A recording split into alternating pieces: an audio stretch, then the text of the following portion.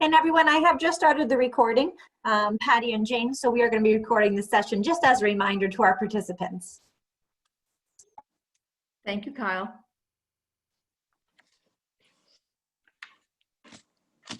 Thank you, Linda, for texting me to remind me to start the recording.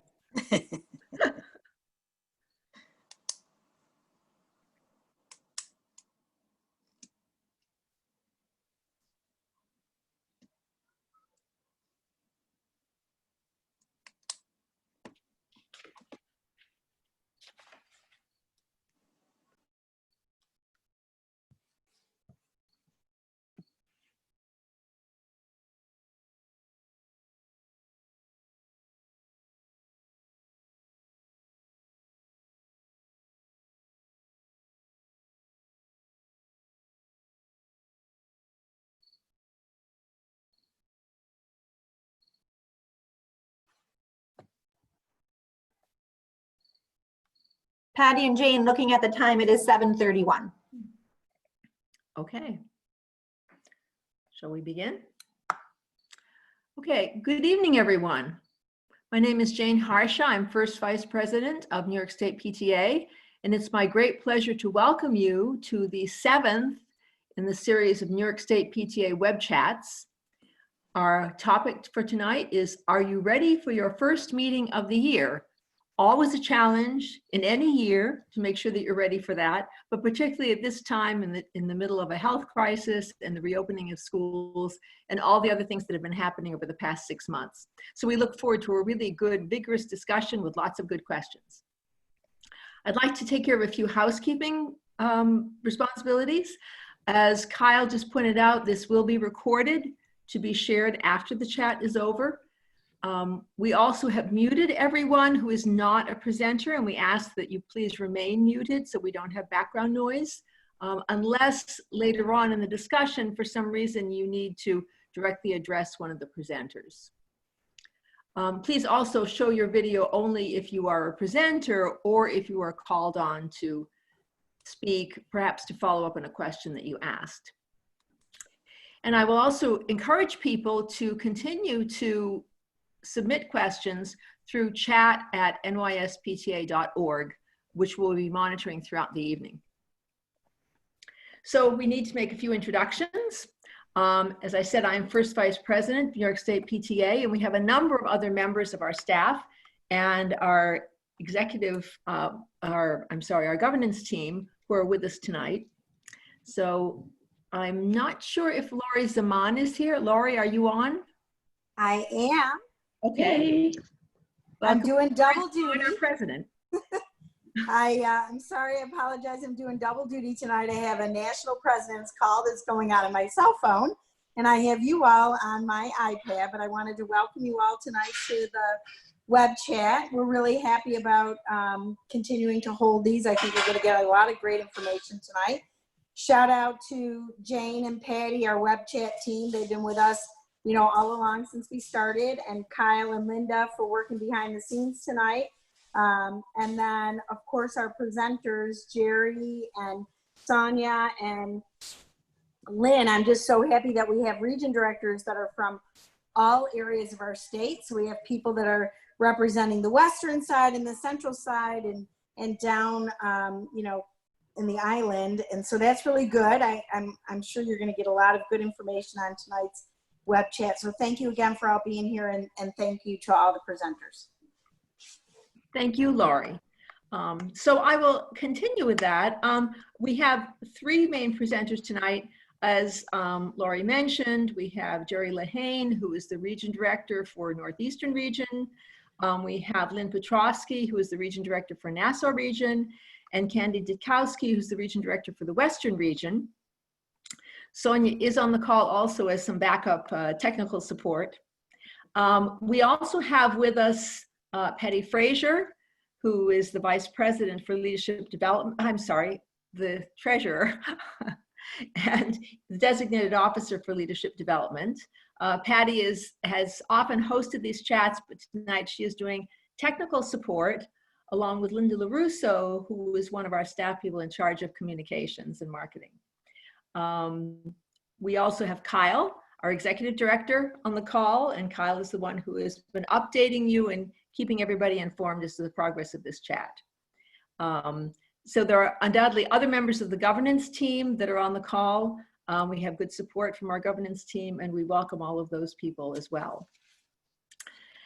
So what we will do, the process that we'll use tonight is to go through the questions that have been submitted, ask the questions of the presenters, and see what they would like to, how they would like to address the questions. And then at times there may be need for more follow-up. Patty will be sharing certain resources that we have from the PTA website and other places that will be useful in preparing you for your first meeting of the year.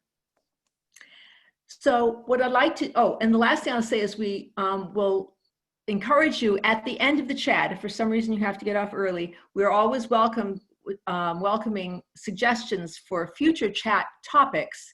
So please feel free to submit those through chat@nyspta.org.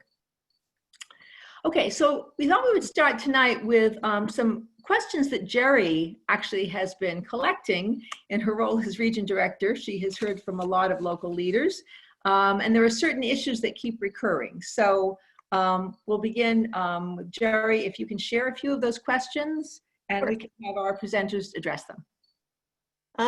Well, one of them that I've gotten was about virtual fundraisers. What kinds do we have and where do we find them? And two that I know of are Boosterthon and Help Our Schools. Help Our Schools is an alliance partner, and you can find the information for them on the New York State PTA website.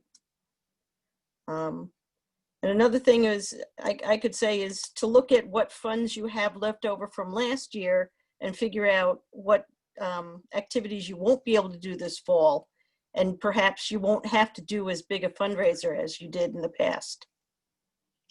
Right, excellent suggestion, especially under the circumstances, to take the advantage that we can. Lynn, would you like to add anything to that? I would. Many of the units are so upset because they think they're going to be in trouble by carrying over funds. And we just let them know it's okay. You know, we're not the PTA police, and it really is okay. All that means is that you don't have to do the extra fundraisers. All is well. Mm-hmm. Thank you. Candy, would you like to add anything to that? I just want to echo that exact sentiment, and that is, you know, take the opportunity to not tax your families by adding fundraising onto their plates right now. I think we really need to focus on being a support for our families this year, and maybe take a break from the fundraising when we can. Right. Excellent suggestion. Thank you. Jerry, do you have another question that you could share with us? People were asking me where they could find out information about virtual meetings and the elections, and I told them to go to the COVID page on the New York State website. The 12 region directors and Jane and the field service coordinator spent several meetings getting all that information together for you. Right, and it's pretty comprehensive about elections and running meetings and voting and bylaws and lots of useful details. Candy, would you like to address this? I think that page is about the best resource right now that units can really access. It does tackle a lot of the questions that are on the forefront for all the unit leaders. If they haven't held their election yet, that's in there. If they're looking like, can we hold a virtual meeting? Yes, you can, and it's in there. You know, everything is in there for this time that we're in. You know, those questions that are going to come up. Mm-hmm.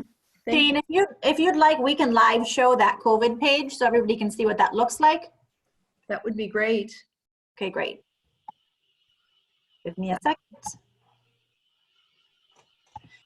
So here is, do you see the COVID page? So here is the New York State PTA homepage.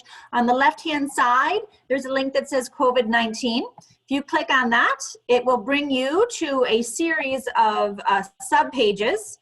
Guidance for unit leaders is a very important page for you all as unit leaders. If you click on that page, it will bring you to previous video recordings. It will bring you to guidance on virtual meetings. It will bring you to what happens if you cancel events or cancel meetings, election information, how to run your nominating committee virtually, virtual election meetings. So this is a fantastic page to have bookmarked, the New York State PTA page, and then you want to just head right over to this COVID-19. Great, thank you, Kyle. And yeah, I just want to emphasize that that has a lot of information on voting in a virtual environment, which is something that we know is often problematic for units, not really knowing how to do it. And there are a lot of resources listed there. And also in our office, Dana Welsh has also offered her services to guide people if they're trying to figure out what sort of platform they might want to use. It was also brought to my attention that the national PTA blog, One Voice, has a blog entry which is about making your PTA virtual, running it virtually, which is very good too if you're looking. National has a lot of other resources as well. Okay, another question, Jerry? I had a unit ask me about holding meetings at other venues like firehouses and Elks clubs, places that are open and they can do more social distancing because the schools are not letting people in. They were asking about their insurance, and I just told them that the insurance policy does cover you. It covers the PTA, not just the building. And if the venue needs to have a certificate of insurance, all you have to do is call AIM and give them the information and they will send it out. Great, thank you. Lynn, do you have anything you'd like to add about that? Yeah, I think as long as you are being safe and you have your masks and you are social distancing, it's nice to have the human contact. But please respect the people that don't feel comfortable in being there. Thank you. Yeah, Lynn, I would agree with that, that we definitely want to be the responsible end of these things. So, and respectful of others, just like you said. That's good. People need to be met at their level of comfort. So it's best to try to be flexible and offer something that everyone can work with. Well, we have a couple of questions that have come in that I would like to pose. So Yvette has written asking about the issue of elections and the problem that they have a unit in which no one is willing to accept nomination to be secretary.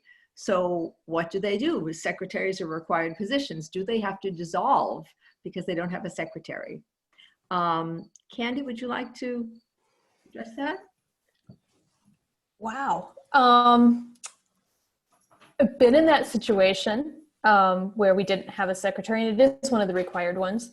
It's certainly a position, a job that you can always have somebody who's at your meeting to take the minutes. So you're still getting your minutes taken. But yeah, I wouldn't say that you have to dissolve because you don't have a secretary. You just are on a mission to find that person who has the skills for that position.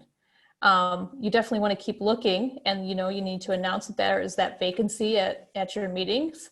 And who knows, somebody is going to be there and going to want to take that on when they see that the role isn't filled. Okay, Jerry, would you like to add anything? Yep. I've been in a lot of places where they didn't have a secretary and we just went to doing a secretary pro tem just for that meeting.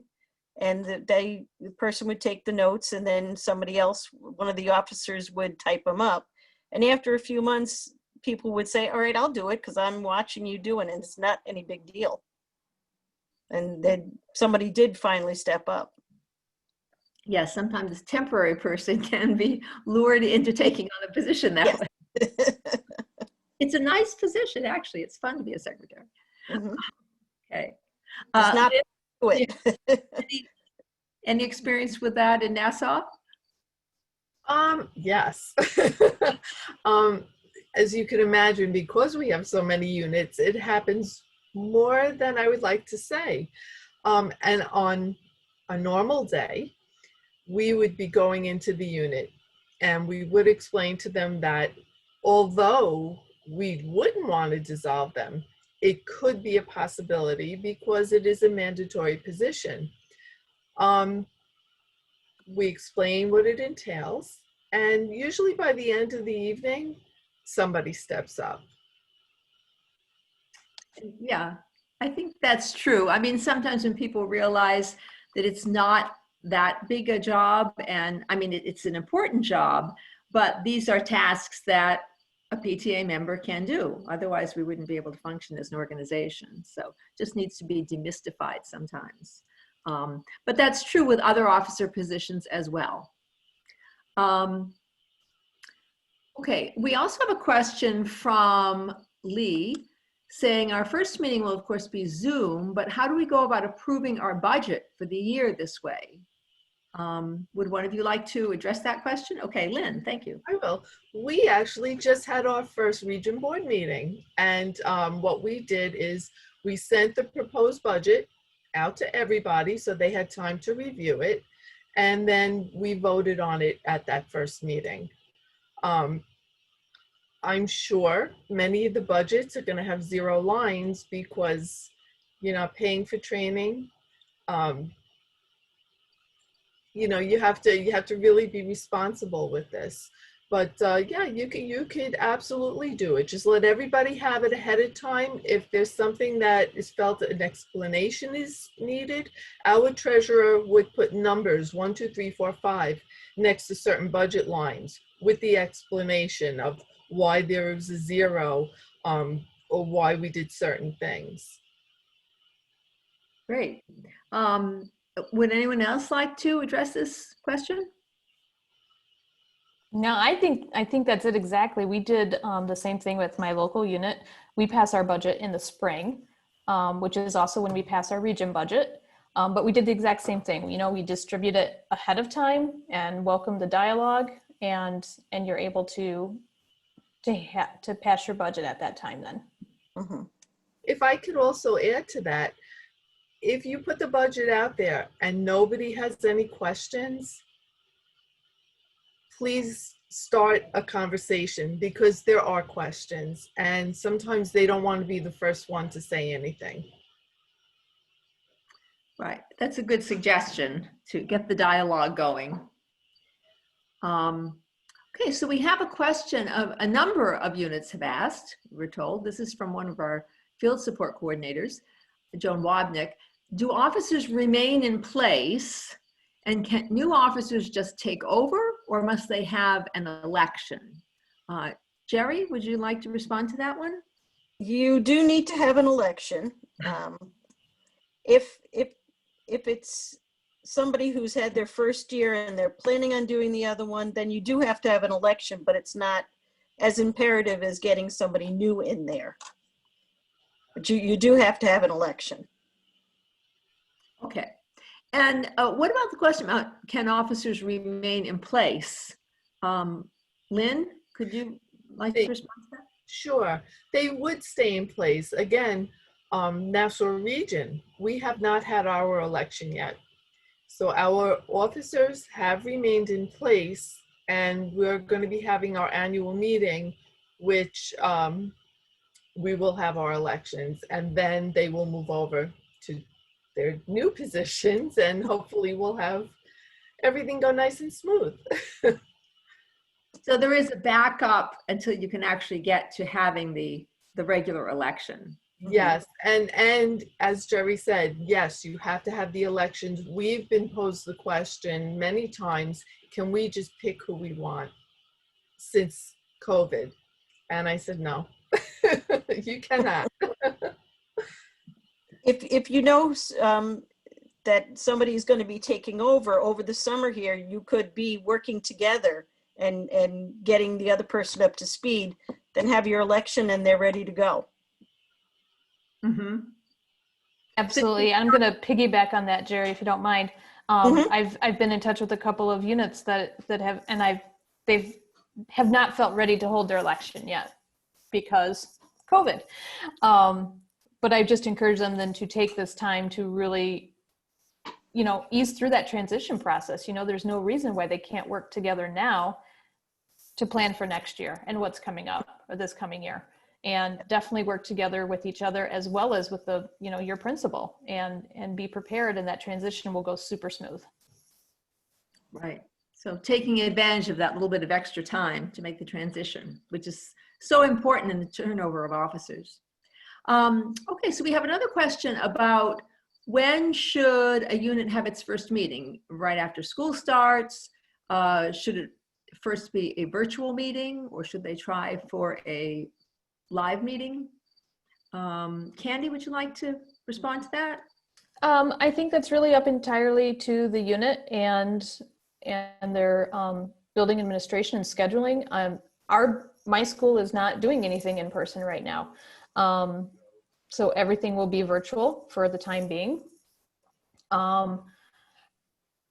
We choose to kind of hold off a few weeks personally because it's just too busy at the beginning of the school year. It kind of depends on your unit, I think, in your school, and when you want to hold your first meeting.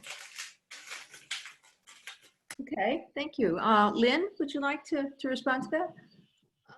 Yeah, as Candy said, it's really up to the unit. Just be sure to check your bylaws to see how much notice you have to give to the membership. But yeah, it really, and again, if you're meeting live, remember to be safe and respect everybody. So dealing with what people are comfortable with. Yes. Mhm.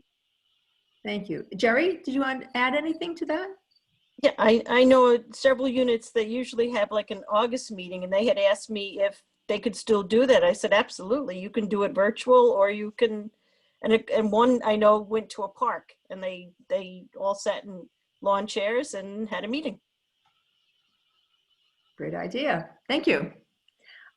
Okay, we have another question, which is more in the fiscal area. How do we handle purchases that need to be made now before our budget approval meeting? There are certain purchases that need to be made, spirit wear and other things for the kids. Can they be purchased before the budget has been approved if it is anticipated that it will be approved? So Jerry, could you respond to that one? I would say if it's something that you've always done all the time, then go ahead and do it, and just make sure that you do get the okay when you do your budget meeting. Okay, Lynn, would you like to comment on that? Yeah, I agree with Jerry. But a good practice is to vote on a summer budget or an interim budget. This way, those expenses for the beginning of the year will be covered before you are able to have your regular budget in place. And you're saying that is a standard practice, even if we were not in the middle of a pandemic? Yes, yes. Okay, Candy, would you like to comment on this? No, they got it. It was nailed. Nailed it. Jane, can I share real quickly on that? Just an example of what our unit did. We had to make a number of purchases that was going to help our school do some social distancing. And so our unit actually convened a summer virtual meeting. And we just did, a small budget approval just for that item, and that's all we did. So they announced it ahead of time. They gave everybody notice. They put up the budget item. They sent it through Member Hub, and then we just voted on that one item. So they did have a budget vote over the summer. Okay, and while we're talking about Member Hub, there was a follow-up question to the budget approval and making purchases. So the question is, so can the budget be sent through Member Hub to the members? Why not? Yep. Yes. Use Member Hub. Yeah, you're sending emails out through Member Hub, absolutely. Yep. It doesn't have a special layer of confidentiality. It's for the members. Nope. That's a great place to store it. And then it's right there to email out to whoever needs it. Okay. They're not private documents, so you want to share them. No Yes. secrets. Mm-hmm. That's transparency. Yes. A lack of transparency, much bigger problem than too much information. Okay, so we have a question about people, or I guess units, being reluctant to have membership drives. We have a new membership campaign from National PTA, but some units feel like they shouldn't really be doing a membership drive now. Candy, could you start talking about this? I've seen a couple of different ways to look at that. The one thing is, you know, maybe that's where you want to amend your budget to maybe purchase those memberships on behalf of your families, if they're interested in them. Another thing is, if you're really wondering if you're able to push membership in this time, because some families really are struggling, then you need to really look at not selling, that's not the right word.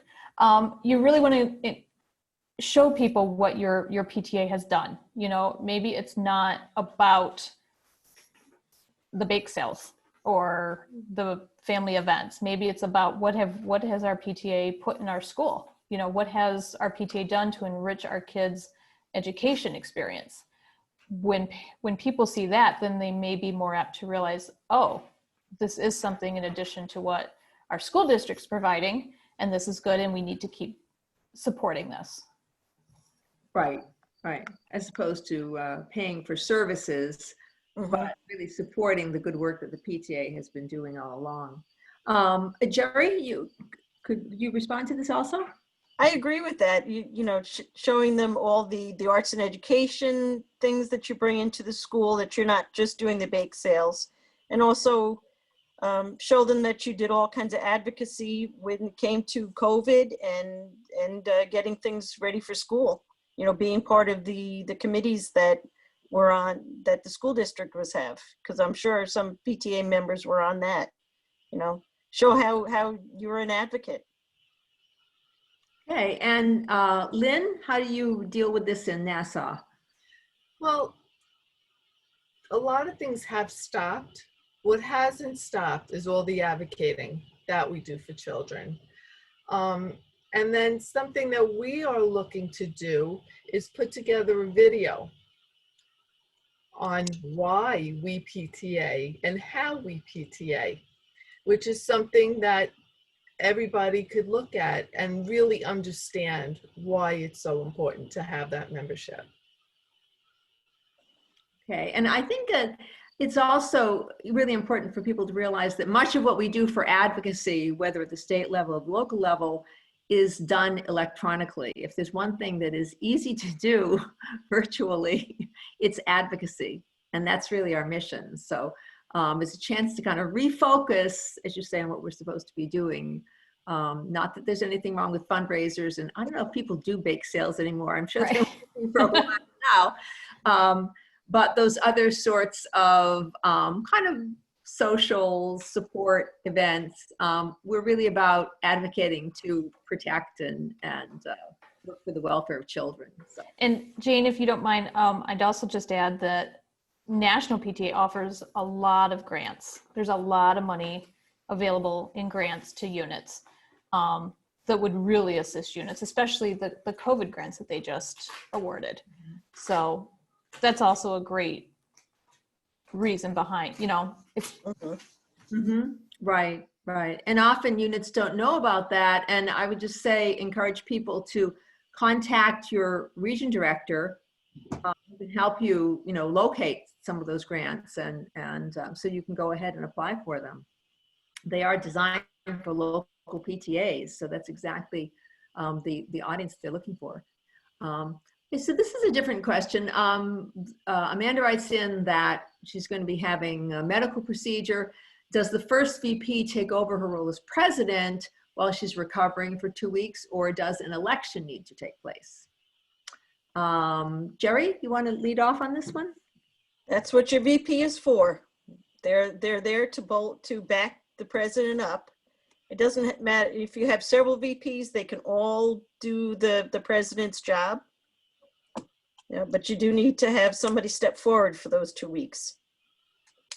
Right. And that is the primary responsibility, actually, of a vice president, back up for the president.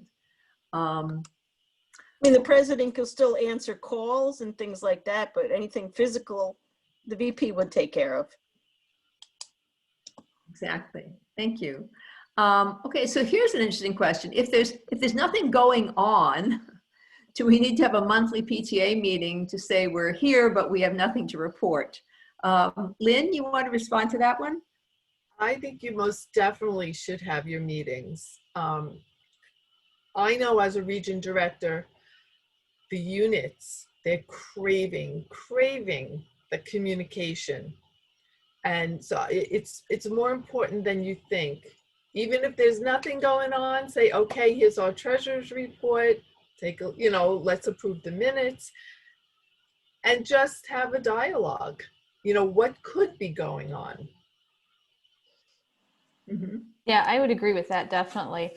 Exactly what could be going on, because if you're not meeting at all, it kind of falls by the wayside. You're not interacting with each other and bouncing ideas off of each other and creating new ideas that your PTA can do for the year. So you definitely want to keep meeting. You certainly want to be mindful of everyone's time, and make sure it is still a productive meeting. And but yeah, still get together at least for a half-hour phone call if you need to. And in my experience, many PTAs and SEPTAs have their principal is there and is at the meetings, and so is somebody from the district. They're a lifeline to know what's going on. So you do want to have their input once a month, telling them, hey, everything's going fine, or we got this little problem. Can you give us some ideas? That sort of thing. You need that input too. And it's also another good opportunity to have guest speakers come in. You may not have time any other year during a normal year because there's so much going on, but it is a good time to bring in guest speakers as well.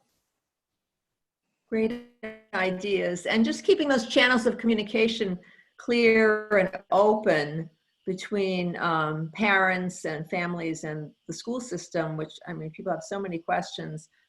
That's a really important responsibility of the PTA as well, and a way of engaging parents. You can also plan what you'll do when this crisis is over, which it will be someday at some point. Okay, so we have another membership question, which says, could we promote sponsorship of PTA memberships for families in need? Perhaps some families would take out 2 memberships, one being for another family. But how could that work? Lynn, would you like to respond to this one? Okay, I'm on the spot a little bit. I guess you could have sponsorship to take care of memberships, but here's the issue.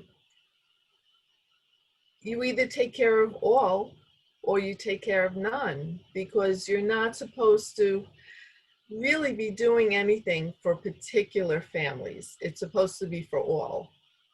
And I know sometimes that's heartbreaking. We get that all the time where somebody had a fire in their house. Why can't we do anything? And as a PTA, you cannot. As friends, you can. Okay. Yeah, that's a good point, Lynn. And I've heard of units that they do offer that. I've never done it, so I don't know how it would work. But I've also heard of units where they just cover the cost of their memberships for all of their members, and that they feel that that's an important piece for them, that they don't want to burden their families by having to pay for a PTA membership, so they cover the cost for them, which is a fabulous idea. It would be great if we could have all members and not have to have them worry about paying for that membership. Jerry, have you dealt with this in Northeastern? No, I haven't. I haven't heard any units doing that. But I think if you knew of somebody who wanted to join and just personally and couldn't do it, it would be up to you to buy the membership for that the 2 people or the 1 person. Just again, as a private individual. As a private, yes. You know, Can I jump in? Because our unit does this, Jerry, right in Northeastern PA, and you might not even know. no, I didn't. So what I knew you did. That's why I brought it up. So what we do is we actually make individual donations as people and that goes to our principal, and our principal keeps the donation fund, and we tell any family that may want to join PTA. We do the same thing for all of our clubs. So individual families donate. So for any club or after school activity, if a family cannot, every family is eligible, and then if she runs out of funds, she lets the PTA generally know she's out of funds, and then we as families all make individual donations back to the fund. Now we're a small K-8 school district with 340 kids, so it's very easy for us to do that. But so that's how we kind of do that. So every family in our school building, if they need to, the PTA members themselves, outside officially of PTA. So Kyle and Doug donate to the scholarship fund, and then we keep the confidentiality because only the principal knows whose those funds are going to. So that's an idea. The way to do it as a community, not so much as PTA, but she reports to our PTA meetings because we have largely attended PTA meetings, and that's where we solicit the scholarship funds. But it is a personal transaction. It's not a PTA transaction. Right, which partially addresses the concern that Lynn mentioned. People feel frustrated when they want to donate to someone in need. The fact that the PTA can't spearhead that doesn't mean that you can't share information about how people do that. Yeah, so the PTA kind of facilitates that without doing it in violation of our bylaws. So that the information is shared, that there is a community need, the individual members make the donations, and then the principal handles for the confidentiality issues. And it works very, very well for our school district. Great, thank you for that. A different kind of question. Are reflections and PARP still happening? Candy, you want to reply to this one? I know you were just working on PARP, so I know that's still happening. And reflections, I hope it's still happening because I'm planning that as well. So as far as I know, they still are.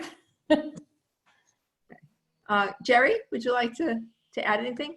The Northeastern region is planning doing reflections. We can get information out. That would be no problem. PARP, I'm just wondering if COVID continues into the spring and there's nobody there's not much in school, if some units may not want to do it, but we'll have to take it as it comes.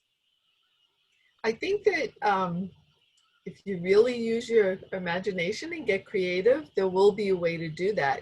You could even have the readers, like we always had people come into the schools and read to the different classes. And you could do that, but instead of reading to one class, you could read to the school. Through virtual means, yeah. The heart of PARP, which is the shared reading experience, is probably something that can be replicated online or in a distanced environment.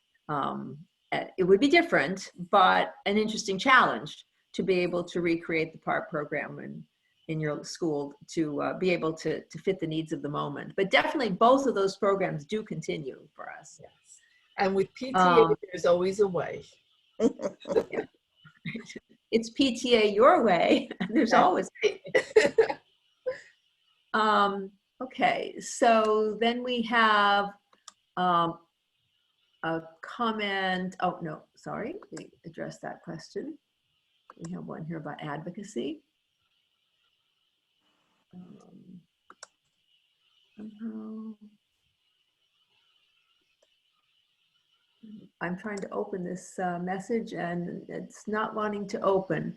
So let me go back to Jerry. I know that you had a couple of other questions. You said you had a number of them. Is there something else you would like to add?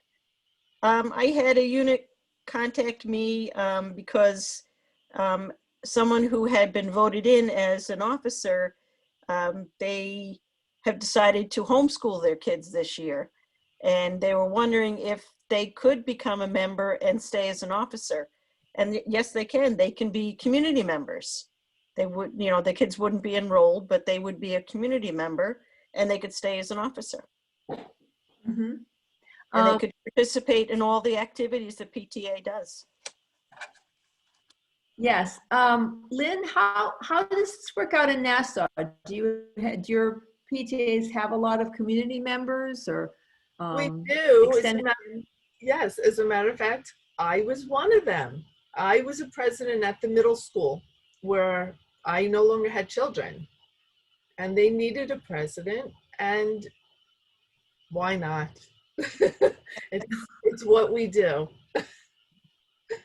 As long as you're a member, right? Of course, you have to be a member. Candy, would you like to add something to this? Yeah, I'm just going to agree with that. My corresponding secretary for my local unit, she just messaged me and said that, you know, her kids are homeschooling this year, and she wanted to make sure she was still able to be a member and fulfill her role as her officer. And I said, absolutely, you're it.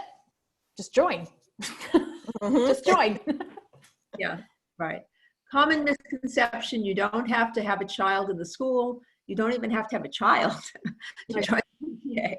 The funny thing is, one of the questions that I had was because the treasurer was no longer going to have a child in the school, they didn't think they really could be a treasurer, so they wanted to know if they could have an assistant treasurer.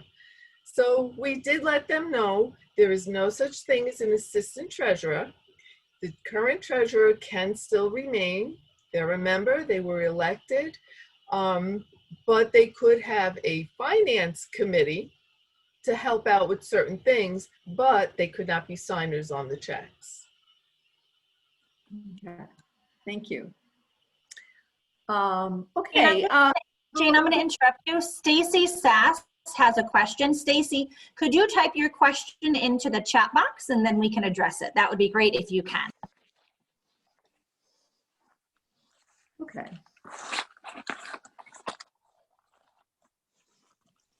Maybe in the meantime, we can ask if there are, Candy, are there any other issues that you have observed in Western that you'd like to address for us? Probably the most recent is just working with units and completing their audits, helping them with their audits. Western was just helping a unit with their audit because it had slipped by for a few years. So, and even in COVID, we were able to help with do that. And there are ways to get an audit done. Even if you can't meet in person, you can still get your audit done. This one, you know, we pass between officers, you know, to help get that done. And it takes a little longer, but you plan accordingly and it can still happen. Right. Right. And that's important because, yes, we want to be flexible on this current situations, but there are certain things that do need to be done, like an audit. And so it really is something that can be done if you're determined to do this. Okay, so let's see. We have a question. Well, it's not really a question. It's a single word. And I guess it is Venmo. So, Venmo. what is Venmo? And I think you have something to say on this. Yeah, when you have Venmo, and as I said, Venmo, you can't have that go into a business account. It goes into somebody's personal account. You never want PTA money going into anybody else's account. So we strongly urge you to Venmo. Use PayPal. Or Member Hub. Yes, Member Hub or PayPal. Member Hub sucks. They work fine. And I just saw a note here, a suggestion from our president, Lori, that audit parties can be a lot of fun. So if you want to turn your audit into a virtual party, you can do that too. And like virtual bylaws parties, which are also a lot of fun. Jane, Stacy just did share something. And I think it's a great to add that she had suggested. It's interesting because a lot of students are both remote and in person for this coming school year. So it's actually could be helpful to have officers and PTA members that are experiencing that remote experience as opposed to in person. So that was a great comment, Stacy, that she wanted to share. It's a unique perspective to have an active PTA member with children that are participating remotely. Yes. And we love Stacy in the Western region, so yes. Okay, thank you for that comment. And just piggybacking on this issue, we're talking about reflections and things like this. I know sometimes there's a question, if a student is being homeschooled, can that student participate in the local school's reflections program? And yes, the practice has been that those children can participate, even if their parents do not belong to the PTA, because we don't require children to have parents who are PTA members in order for them to participate. You just have to have a unit in good standing in the school. So that was a question that I know had come up before. We don't want to deprive students of the opportunity to take part in these programs. Do we have another question in the chat, perhaps? Well, I know you're monitoring that. Yeah, Patty, I didn't know if you wanted to read from the chat or if you wanted myself to do that. You're gonna just unmute yourself, Patty. I'm unmuting. If you want to continue, so we have some continued questions on the budget. Questions that came up earlier, so they're just follow-up questions. So sure, if you want to go ahead and read those out. Sure, Jane. So Sonia had commented when discussing online payment platforms that Cheddar Up is another option. Lori had a great comment. Just think about all of the members you can meet that are virtually. I don't know about you all, but at our last PTA virtual meeting, we had 3 times the normal members that we normally have in person. So we're finding, at least in my units, that virtual is really bringing new people out, which is really fantastic. Going back to the fundraising questions, Jane, if you want to toss this to the RDs. So any fundraiser that we aren't doing, that we planned, should we now make that a 0 on our budget? So how should we handle that on a budget or a budget amendment? Okay, let's see. Jerry, would you like to respond to that? Yeah, if it's something that you're totally going to take off, I would put it down as a 0, but then you have to balance your budget to make sure that you're not spending more than you're taking in. That's one of the hallmarks of doing a budget. So you have to make sure that you take away some of your activities also, that just look at them and say, yeah, we can't do the Halloween bash, we can't do this, and put those down as 0 also. Okay, so that it all balances out. Lynn or Candy, would you like to comment on this? Well, that was actually one of the questions that we had asked, and somebody had says, well, when people look back at this, they're going to say, well, why was that a 0? So I says, well, first of all, I don't think anybody will ever forget 2020. Yes. But just in case, put an explanation by it. Mm-hmm. And it's just always important to remember that budgets are not set in stone. You can always amend them with a vote, always. Mm-hmm. So. And Jane, I have a follow-up budget question maybe that you all can answer that we've been getting in that. So the year, really ended in March in person, and many units would have had activities where they spent funds in March, April, May, and June that were not spent. What happened to that money? That money right now wasn't spent, it was budgeted. What should they do with that money? How should they reflect that on the budget? Does that just carry over? What are thoughts on that? It carries over. Yeah, I usually, when I was a treasurer, I would put down balance brought forward and put a note that this is money from last year that we're pulling forward for this year. Yes. Mhm. Any other comments on that question? Candy or Lynn? And it doesn't have to go back into that particular line where it was. It's, as Jerry said, it's a balance moving forward. So then you'll take that money and my brain doesn't work at night, I'm sorry. And you'll just readjust your budget, but it doesn't have to go back into that particular line. Right, right. So if you want to use it to cover some other expense that you can't fundraise for, you could do that. Mhm.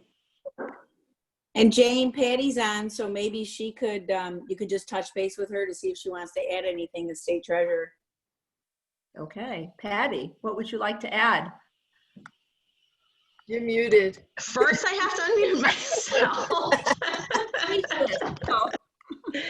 Which I'm trying so hard to be silent and quiet. Thank you, Lori.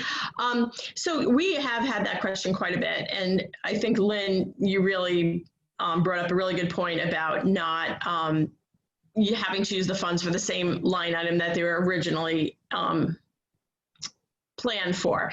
And so, yeah, and this gives everybody a great opportunity to kind of step back and assess what they're doing. And so if they do carry over funds, this gives them, again, the opportunity to not have to do fundraisers or to delay some of their fundraisers.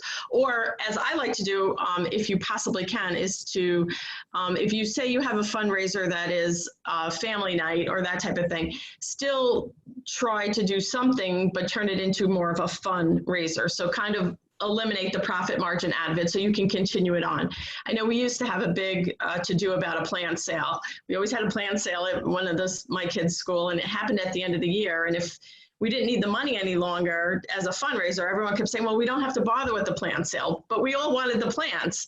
So there were some years that we were just able to offer the plants at a better price because we weren't looking for a profit. So there are ways to be a little more creative right now. The most important thing for everybody is the idea that we need to be transparent. So again, when we present our budget, we want to make sure that everyone understands what we're putting forth for approval. And then again, if we have to amend it.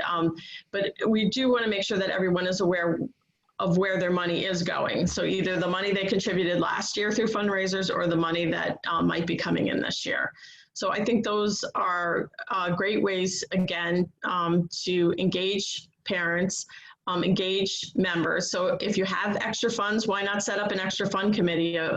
And people could, work on that, a special committee. They could work on a way to come up with a proper use for those funds that might be something that's valuable during these times that can help our families connect. Great. And while we have you on the spot here, any other treasurer's tips for the coming year? Well, we already touched on the audit, which has been a big part of the questions too coming in, and we do encourage that they get done as quickly as possible and to work around the constraints. As you know, we cover all of New York State, and right now I'm from Western Region, and as you know, Governor Cuomo has been waving the flag of caution at us, so we may be holding back a little, but that's not the case maybe in some other places around the state. So we encourage everybody to safely find a way to get that audit done by passing books around or talking it through online, however best you can get that done. And we feel the same way about the monthly reconciliations. It's important that those happen as quickly as possible following the close of a business month. Not a lot of activity going on in PTA. Those monthly reconciliations should happen quite quickly. So those are definitely two of the things that are housekeeping things that we need to continue doing, whether or not, and again, it doesn't have to happen, the reconciliation at a monthly meeting or that type of thing. It can happen just with a special group of people that were assigned to do that. So they're not the most exciting things, but those are things that really we've had a lot of questions about. And Patty, I'll add to the reconciliation piece that's another area where you can utilize Member Hub and upload your bank statements and upload your ledger. And then those people easily have access to be able to reconcile those every month without having an in-person meeting. Thank you. That's a great idea. We had it in our budget that we could make the copies. And So the audit committee had it. They were able to look at everything before the actual audit meeting. They said it was the quickest audit meeting they'd ever been involved in because they had everything ahead of time. Great. So, And Jane, I do have 2 more questions for you from the chat when you're ready. okay. I also have a reminder that we should mention that our summer training camp workshops are now available online. If you would like to view those, we had, I think, approximately 650 participants in our 660. virtual summer training camp. 660, okay. Which is a much larger turnout than we usually get at our summer leadership experience. So we had 3 different time slots with different strands of workshops, many to choose from, and those are all available for you to use for training your PTA members and leaders. And most of the materials, the handouts and things are also available for those. And this is another thing that you can do a useful use of your time when people are still sort of homebound and not able to gather, because these are all virtual trainings. They were done that way, they're designed for that. So it's a really great resource. National also has, electronic workshops that you can use. And I just wanted to bring Lynn in on this because I know she was telling about Nassau doing a series of trainings in the region. Yeah, we started last week. We had 2 different sessions of Member Hub. We had for the beginner and a little bit more advanced. We had a fantastic treasury workshop. We had membership. Tonight is actually reflections, and we are having a special ed roundtable, and we are getting a great showing. And it just showed me how much the units really, really want this. Right, and sometimes doing it virtually makes it more accessible to more people. I think that's what we're finding. Yeah, the comments that I got were fantastic, and they said the best thing that they loved is we didn't rush them off. We stayed until every question was answered. Yeah, Great. Lynn, we had the same thing earlier in the summer. We did a president's roundtable, and I think that's really important to just have those conversations, and they're just conversations because that's what they, I'm finding that unit leaders they have questions and they just want to talk it out. And so I'm happy to do that anytime. Right. And that's great leadership development. It's really kind of one-on-one mentoring, actually, that can happen in this kind of environment. So I just want to give a shout out to the regions. Please go to your regions. All offer training in different formats. So please look to your region website and see what resources are available in your region for the training of members and leaders. Okay, And Kyle, you said. If I could say one more thing, something else that we do is we don't just offer it to the officers, we offer it to anybody, because there might be someone that's not an officer and they want to see what it's all about and they want to educate themselves. And that's how we get our new leaders. Right, in PTA, we often do the leadership training after someone has taken on a role, but it's great leadership development to train people ahead of time so they can say, oh yes, I would actually like to take on that role. So great point, Lynn, thank you. Kyle, you said there were a couple of other questions. Maybe we can address at least one of them. Yeah, so this probably, I'm sure lots of people have this question. Can we do small basket raffles or some type of raffle online, like on Facebook or some other way to raise funds because the in-person fundraisers are canceled? So I guess the question is about shifting in-person fundraisers to an online format. Acceptable? You have to be careful with raffles. And I would look towards the resource guide and read up on raffles if it's something that you're doing online. Mm-hmm. Patty might be able to address that more. Thank you for the resource guide reference, Lynn, because that's always usually the first place I still go and encourage people to go. Again, if you have been doing specifically basket raffles in your unit, more than likely those are acceptable. It's raffles of other types where you're selling the tickets for a certain price and it's a big grand prize, that type of thing. You usually need a local license for that. And so we do encourage you to reach out to your municipality that you live in for those types of activities. It is acceptable to do the gift basket. I'll call it a gift basket type raffle online. Again, some school districts, particularly I know the one that my children went to, they considered even those types of activities gambling. And so again, even though we weren't able to do those on school property. So again, respect your community and what you're usually doing. So if basket raffles are something that your school district property you don't normally do, maybe it's not a good time to start trying to do one online, just because it sets a precedent that you're never going to be able to kind of copy. So I would stay away from that. But again, a little local research is the most important part of entering into that type of fundraiser. Yeah, and Laurie just texted also to remind us of our alliance partner, Help Our Schools, which is another way of doing fundraisers. Okay, and the last question, Kyle? Sure, and I think this is a question that lots of people are getting. I know we're getting it at the office about Picture Day. So, and it's a bigger question about people in school buildings. And I might be able to answer this one, Jane, in that Department of Health and SED guidance right now doesn't really allow outside volunteers in school buildings so much when we start. I anticipate that will change as we move forward, but right now, adults in school buildings are going to be educator, staff, teacher based. The guidance does allow, however, vendors, like typical vendors that are in school buildings for necessary needs. One of those is photography. I know someone had sent a private message that their picture day hadn't been approved. I would have those conversations.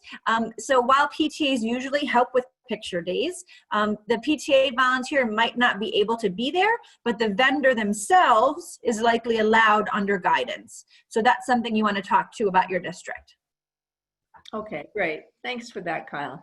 Now, a lot of this depends on district, and so it's really hard to give a general response. It's really important to be in communication with them about all these things, including the raffles and those sorts of things. So our time is up. In fact, we're a couple minutes over. I want to thank everybody for participating tonight. If you have emailed a question that we have not had a chance to respond to, we will respond to it, individually. And remember that this web chat has been recorded, so you can go back and listen. It will be posted, I think, within the week, Kyle. Usually they're within about a week, they're up there. And so I'd like to thank our presenters again, Candy and Jerry and Lynn and all the other people Patty and Kyle, who participated and offered all this really valuable information. Wish everyone the best in starting off their PTA year. Again, if you have any questions about anything, I recommend that you contact your region. These are wonderful people. They know the local area. They're a wealth of information. And if they don't know the answer, they will help you find it. So please, a shout out and thanks to all of our region directors and our region boards who do so much good work supporting our units and councils. Please don't forget to offer your suggestions for upcoming web chats. We have been having them about every 2 or 3 weeks generally since April. So we're open to suggestions of what you would like to have a chance to discuss and find out more about. Thank you again to our tech people and everyone who was involved. And I wish you all a good night, be well, and have a great start to the school year. Thank you. Thank you. Thank you, everybody.